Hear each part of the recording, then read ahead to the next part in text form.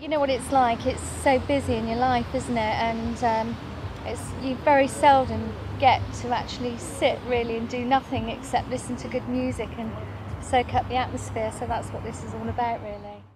GuilFest is an independent, family-focused music, arts and entertainment festival with camping traditionally held annually in July in the beautiful surroundings of Stoke Park in Guildford, which up until 2012 has been in existence for some 21 years. Something like GuilFest is very much an event that characterises the town. It's fun, it's friendly. It's become more and more of a family do. My mum comes, she's 72. My daughter goes, she's 10. It's home for us. And you've just got this local connection with the people that come towards GuilFest. It's one of the few times that the actual town came together. Really family orientated festival. It's built by local people, it's run by local people. I'm 65, so it ticks boxes for me. It ticks boxes for all my grandchildren aging from 15 to 6 months. And it's the nearest one that I've been to that really feels like a Glastonbury feel. It was one of the few places I'd ever see a bank manager and a builder standing side by side at the bar, having a drink, having a good time. Everything from classical to folk. It's been the localness of it and the fact that it's been here in the town that I've grown up in and was born in, you know, there's something pretty special about that. Started here in 1992. The first main stage was just over there by the greenhouses. The one-day festival, it started at midday and had to finish at 7 o'clock in the evening. And it was £5 to get in. And around about 1,500 people came that year. Oh, the old Guildford Folk Festival, yes, that started off in Stoke Park. Including the local Morris dancers, of which I was one. So I was there right at the beginning. And then we managed to move it to Loathley Park. We moved it to there, where we made it a 2-day festival with camping. With our newfound experience, we moved back to here and managed to get permission to do it with camping. And then after that, the festival just got bigger and bigger. So it's gone from 1,500 to 24,000 people per day. The local businesses are made to feel very much part of this very special festival. From a personal sort of business point of view, every year when it's been around, there's a buzz. I mean, you notice it straight away. We've certainly got a lot of extra money spent in our cafe. At any one point we'll have up to 100 guys on site at GuilFest, most of them from the local area. Within the local choirs, I think we've had over the years, every year, about 400 to 500 people that have been involved. We have about 300 volunteer stewards, but we also have a management team of about 40. Most of those people are from the local Guildford community. Printing would be done by local printers. Marketing was done by people who produce marketing material for the festival. It was very much of a local cooperative effort in a way.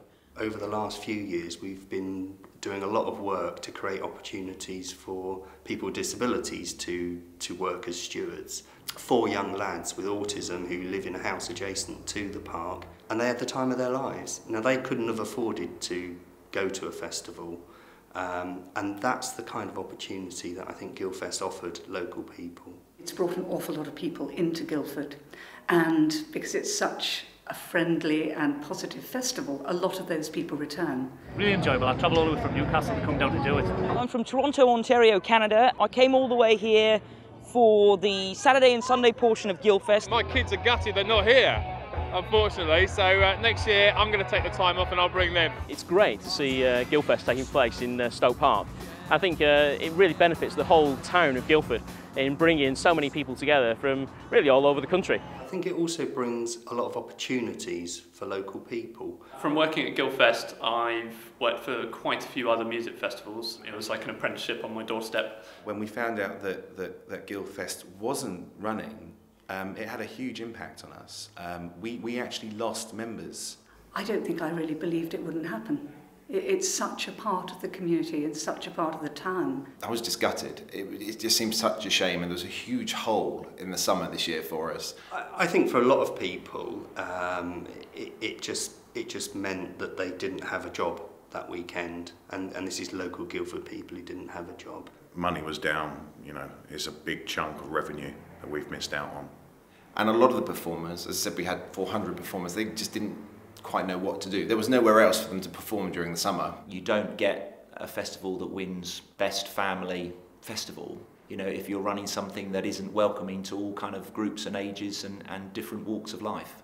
GuilFest was a fantastic opportunity and one that we rarely get when trying to work with other, perhaps more national, much more established festivals.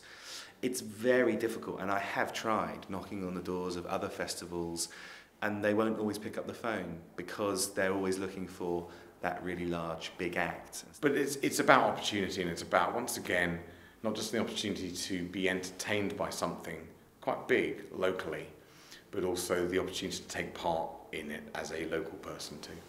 Local authorities and borough councils should nurture independent festivals. If people are involved in the festival, if they have a stake in it, then there's a future in terms of the sort of long-term future and viability of the town as an arts centre or a centre of music and other activities as well.